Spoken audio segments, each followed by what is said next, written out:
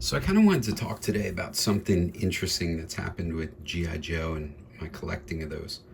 Um, when the retro collection came out, I was really into those. They were the 4 inch, very close to the original G.I. Joes I had, so that made sense to me. But they also were coming out with these classified figures, and they were at a larger, obvious like 6 inch scale. So these guys are around 1/18th, these are 1/12th scale. And so I decided I wasn't going to collect these. I wouldn't get any of them, um, because one thing, they were a little more expensive. They're also bigger. It's also like two scales to collect, so you'd have to get doubles of everything, or whatever. And it also seemed like at this larger scale they wouldn't have vehicles. One of the things I love about GI Joe is the vehicles. Um, so it seemed like an easy thing. Plus they were like impossible to find, so that just made it like really easy. But then over time, I was like, well, I really like Snake Eyes, so I'll just get Snake Eyes. So I got the Snake Eyes. This is the first one they came out with, the collectible Snake Eyes that you had to get through Pulse or Hasbro.com or whatever it was, and it's pretty awesome. Came with a bunch of weapons and stuff. This motorcycle is some other like Japanese anime or something like that, but in a pretty cool scale. I think it looks like really, really awesome, like perfect for him with his armor and stuff like that. But there's just something beautiful about this toy, and the quality of it was pretty amazing. But it just got me thinking, like, when I was a kid, like we'd always joke about like, oh, these are action figures, they're not dolls, they're toys, they're not dolls, that kind of thing. And it more made me think of like how we collect these things. Like to me, these are much more like statues, like something you pose, you put on your shelf, and you pretty much like never touch it again. Like these guys are like amazing. How you can pose them, with the double knee and stuff like that. You can get them into like some pretty great poses. The backpack doesn't stick on this guy like on the old one like it used to, but you can take his crossbow out, which is just like kind of molded into his backpack in the olden days. But you can put these in some amazing poses and just take some beautiful photographs of them. I mean, I think part of the 6 inch lines taken off has just been like some of those amazing photographers who just like take great photos of these figures, and you can just really pose them in amazing positions. Like I can actually get the scope up to Beachhead's eye and get it to look like he's really using this weapon. I know people are down in this weapon. It doesn't look like a realistic weapon. It's like a laser weapon. And I personally think that was just them trying to make G.I. Joe more palatable to parents and stuff like that. So it wasn't actually like bullets they're shooting. But I think it looks real enough as like some kind of like close quarters combat, um, you know, type of like cut down kind of M4 or something like that. It's pretty cool looking. It looks like he's got like a red dot or some kind of scope on top. It looks realistic enough, but all his web gear looks pretty realistic, pretty functional, and the detail is just awesome. But it just got me thinking, like, yeah, these are definitely like, I would put this guy in an awesome pose, find a place for him on my shelf, and leave him up there. Same with these two. I got the Baroness. I didn't think I would get her, but she popped up on Target again. Everybody was like, yeah, she's on Target again, and got her. And she looks pretty awesome next to Snake Eyes. I mean, it looks like the female version of Snake Eyes. I think her head looks cool too. You have an alternate head, and it's got hair and glasses and stuff, and it looks really good. But on the motorcycle, she wants to follow safety. You got to wear a helmet, but it just looks really like streamlined and stuff. Not as huge a fan of her bike. I think the design on this bike is just insane. Like that, I'd love to have a bike like that. But this looks a little like, is it rounded? Is it sort of like, it's kind of got like sort of this retro fender on it, that feels almost like a old school Harley, but then it's got very organic kind of shapes going on. So I'm not really sure if they were going for more of a snake kind of vibe. It also looks, just obviously like more cheaply made, so that it could be affordable. Like this, I think the motorcycle alone was like $60 or $70. So you can't compare them in that way. But either way, it's a really cool like combination. This is a really cool cool toy. And so it just, you know, again, it got me thinking of like, you know, this guy is just like awesome to pose, awesome to, you know, like take outside or something, get your DSLR and take some photographs of him. Um, where like then we look at these guys and they just like they're just not going to hold up, you know, at that kind of level. You know, the original guy, I just love him for the nostalgia of it. You know, he's just like so. You know, this is the one I had as a kid and I played with as a kid, and you know, used to dig trenches in the sand, and they're so easy to move around and stuff like that, and like get into a pose and get into their vehicles and stuff like that. And then this is the more modern one. I'm not a huge fan of like these sculpts where they've got these kind of like, I don't know why they did this, these like bowling ball kind of shoulders and these like super skinny arms. I grabbed Bazooka because I think he's a modern figure that looks really good. You know, he's definitely like more muscular, looks like, you know, built like the Fridge or, you know, Sergeant Slaughter or something like that, big dude. But, you know, his physique looks a lot better. It doesn't look as like skinny and like bean Polish and stuff. But still, if you look at the detail, you know, it's pretty awesome on these modern figures. And, you know, Beachhead's one of my favorites, so I just love having different versions of him. And then it's interesting too, they came out with this, I forget what the anime was, but you know, it's like a new G.I. Joe animation, and this is you know, a different version of Tunnel Rat, and I really dig it. Like Clement Saab, I think, was the artist who was the art director on this, and I just love his work in comic books, and they started doing animation, and you know, I love the designs of these, but they're much more simplified, stylized. So, you know, I like them for a different reason than the more like Beachhead and Bazooka. I think are like more realistic, and you know, I just would collect those more. This is the only one I have from this line because I'm a huge Tunnel Rat fan. He was like, you know, just one of the guys again that as a kid, you know, he was always like in the trenches, sneaking behind enemy lines, you know, planting the bombs, or he had the giant rifle, so taking the sniper shots. But yeah, it just got me wanting to bring these out and kind of think of looking at them together.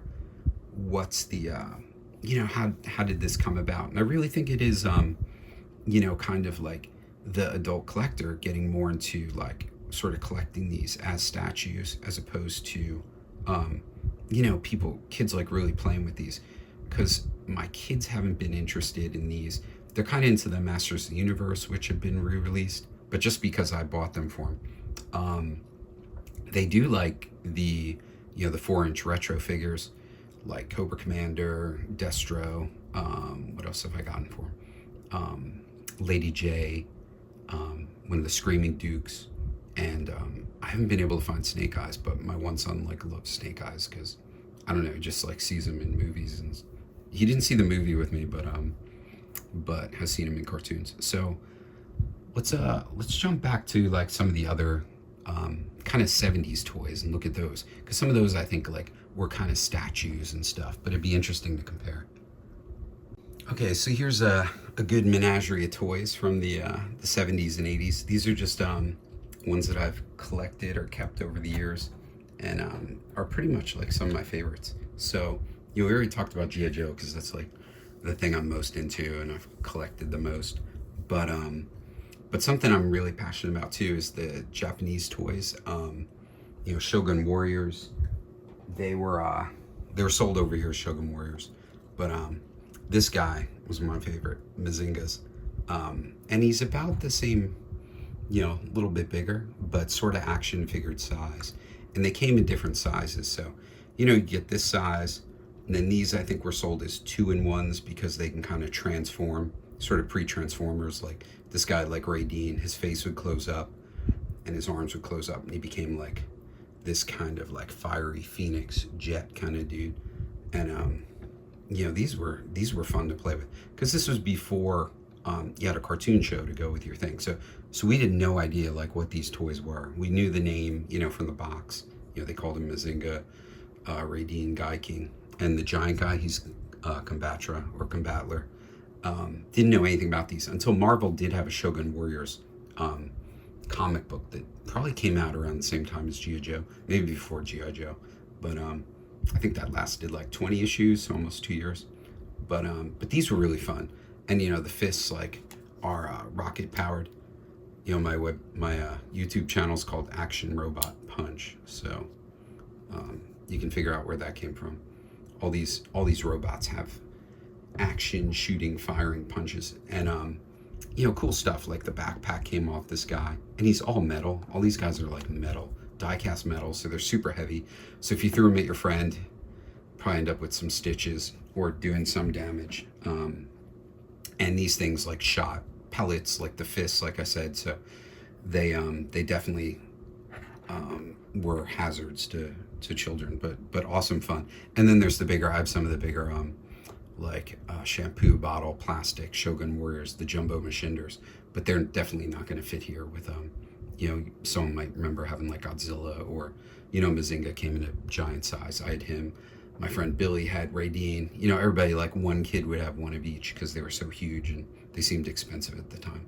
But then the other thing was Star Wars. Star Wars came out, and this is the first guy I had. So definitely an action figure. The start of the action figures, at least for me. Micronauts I think came out before that, and I probably had a Croyer. He's like this kind of super soldier dude. I always liked the Croyer from the Marvel comic better than the way this guy looked. He's kind of like this skinny robot guy. Almost reminds me of the modern Beachhead.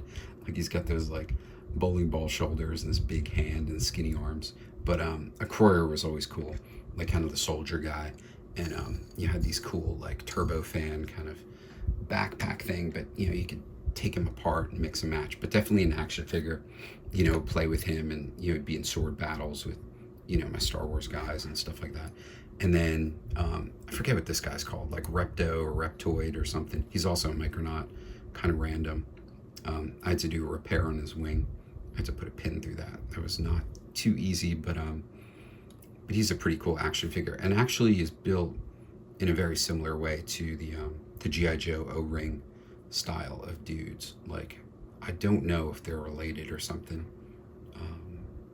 but I think I watched a video and someone explained that they are, but they're pretty much like the same kind of build. Go on, you could do it. Maybe you need a new O-ring, but these were definitely like action figures. You definitely played with him. And this big guy, Baron Karzar, he's a Micronaut, but you could still use him with them. And he had this cool feature of like all his limbs were like magnets, so you could, like he was like the centaur, but you could like take off the horse body and put the legs on him. So these were all definitely like things we would play with. Like these are nice, but like this one's beat up. But none of these are from when I was a kid. I didn't have him as a kid. My friend had him, and I always wanted him, but never got him. But I had these as a kid, but these are not like, none of these survived because that was when I was a pretty young kid. So, they would go in the dirt and you'd lose the swords, and, first the fists would go, and then, the accessories, and then a leg, and, and then mom would like throw them out and you'd think you lost them, but it was just like probably tossed out by your parents or something. But some of the Star Wars guys lasted for a while, but I gave those away when I got to like junior high or high school. But I think these are the reissues. They're pretty awesome. Reminds me exactly of the dude. But yeah, this is the guy who really started action figures for me, Darth Vader. Not sure why, but I really wanted Darth Vader. My friend got Luke and stuff like that, but I had no interest in that. I wanted the Stormtroopers and Vader. Just thought they were so cool. And then when Empire came out, Boba Fett. But yeah, this is like a 70s, kind of 80s sort of thing. So let's look at some of the stuff now, which is like, kind of thinking about like, okay, what am I buying now? And what does it look like? Is it more, action figure-y play, or statue kind of put on the shelf stuff? So here's some rando different figures I've gotten, over the years, past like 10 years, I guess, 15, 20 years. And they're more the kind of 6-inch figures. I got this little Mando guy because I just wanted to have a Mando at that scale. Because I have a Millennium Falcon, I just keep all my random Star Wars guys in there. And just so you know, I mostly just am into collecting G.I. Joe and the the die-cast stuff, the Japanese die-cast stuff. You know, the Star Wars stuff, it's pretty random, but it's kind of like classified. It's like, yeah, I'm just gonna get one, then I get another one, and like, you know, it's hard to resist. But like, here's an example. These the uh, the figures I got here for Overwatch, they were super cheap on Amazon. So I think Tracer was maybe like $5 or something, and I forget her name, but Soldier 76, is it? Yeah, he I think they were in a 2-pack, and it was like $10, or you know, it was under $15. I just thought they're beautiful designs. Like, you know, I played the game a little bit, but she's like a really cool, like, sort of, you know, cyber ninja kind of design. And this is a Blizzard game, so their art direction's pretty awesome, pretty neat. You know, big anime influence, but yeah, just really dug this character. But again, this is like not something I play with. I'd probably just, you know, like pose and maybe sketch, or, you know, just kind of put on the shelf. This one actually, you know, I had it for a little while. I'm like, oh, this is cool, and then didn't have space in the shelf, so it's kind of like in the shoebox. The Tracer, I think, is neat for like the poses she can do. You know, if I'm like sketching something or just like playing around, you can put her on one of these like Figma stands, and she'll just like hold a pose and get into really cool poses. But this guy is my favorite 6-inch action figure. There's something about his proportion and his stance, the way his, like, he's got the wide shoulders, you can kind of move him back. I don't know what all these joints are called. You know, very similar to the you know, the way that Beachhead's set up, you know, the classified. I think they're probably the same, but this guy, you can just like move him into like really cool poses. And like, I don't know why, but like Beachhead's elbows like just don't look as cool. Maybe that plastic there is just too small or something. I don't know why they made that so skinny. But this guy just like, I don't know, his proportion. He's just fun to play with. So he's like the guy.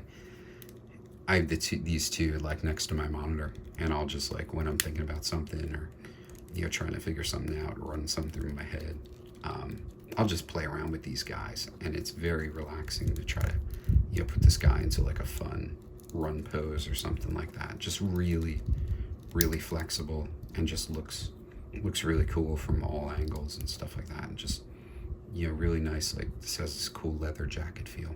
Just like a really nice figure. And again, like super cheap, so I'm not like into collecting Overwatch figures. I probably won't ever get any more, but pretty neat. But again, like a statue. So this is the closest to like something I guess I would play with, you know, just like fiddling around with it. And then like Beachhead, I said, he's over there, so, you know, he's kind of new for me, so I've been playing around with him. But then the other guys here, I'm a big fan of Batman. Again, try to keep my collecting, you know, limited, so it's like Batman and Wolverine are the guys I'm into. So you know, I like the black and white series, or I forget what it's called, but the statue. So this is literally a statue, and I like this artist. I think his nickname's Cheeks, and does some awesome stylized artwork. And so they did a statue based on one of his sketches. So I picked that up, and I think I have like 2 or 3 more. You know, I've got like a couple more, but that's it. Just because, you know, I try to limit myself with the shelf space. And then the Sean Murphy, you know, Batman take by McFarlane. It's just really nice. But that's pretty much a statue for me, just sitting around. And then the Black Series, Boba Fett and the Mandalorian figure. I mean, this just looks like, you know, take aliens and Boba Fett and put them together. I mean, it's pretty awesome. And it's like a really great figure. And then these, you know, as statues for what I'm using them for, you know, just put them in a cool pose. I think this guy's, you know, like extra large or something, so he was like $30 or something like that. But Boba Fett, I don't even know if this is the official Boba Fett. I might have gotten this on eBay. It might be a knockoff. I'm not sure because I missed out on these, but still, like, awesome looking figure. And then yeah, I love these like takes on like a stormtrooper or Darth Vader or something, putting him into, it's kind of like samurai style. It's just like beautiful kind of concept and sculpture and detail and stuff like that. Just really, really awesome stuff. So that's just some like, I guess like what makes me think like, yeah, these guys are statues. And yeah, that's just the way it is to me. I just put them up on the shelf. Where the 4-inch guys, you might have seen on my channel, I'll make those like action figure movies and stuff like that. And it's fun to get them out, with the kids, but mostly with me, and like setting them up and like trying to tell a story, almost like making a movie with them. But I've thought of like, it'd be fun to like kind of have a movie and like cut into the larger scale beachhead for like close-up shots and things like that, like when you're making a movie, how you have like different scale models of the ships or whatever for close-up shots and stuff like that. So it might be something to do and get these classified guys out there, but then I'd need more of the classified guys, so I'll probably avoid that.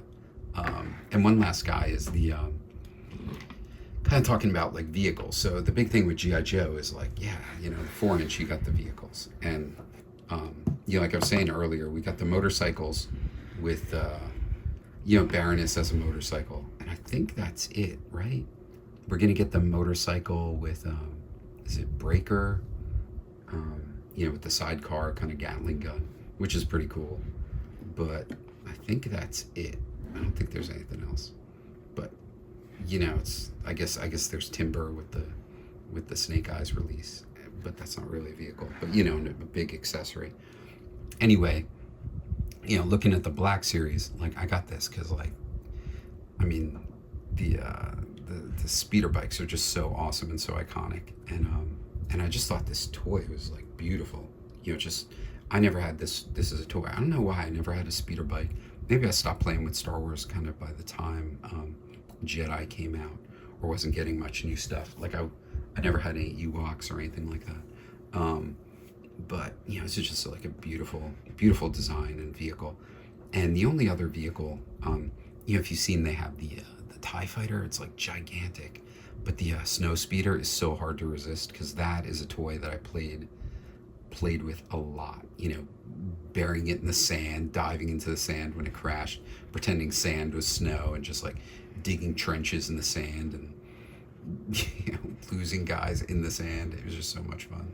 But but that Snow Speeder is gigantic at this, at the 1/12 scale, at the 6-inch scale, where like, no kid could play with that. And if I bought it now, it's like, even as a statue or display piece, I think you'd have to hang it from the ceiling or something like that. And I just don't have the room to do that. I've got some 1/18 scale, planes that I haven't hung up because they're just too big, and they're just sitting around. So to get that, it would just end up being in the box, or sitting somewhere weird. But this guy, he's out in the out on a bookshelf. It's like a good size, not too crazy. And I think I have the what's it called, the dewback, the the Tatooine like lizard when the stormtroopers are riding around. I just love the stormtroopers and Boba Fett and stuff. I'm a fan of the bad guys.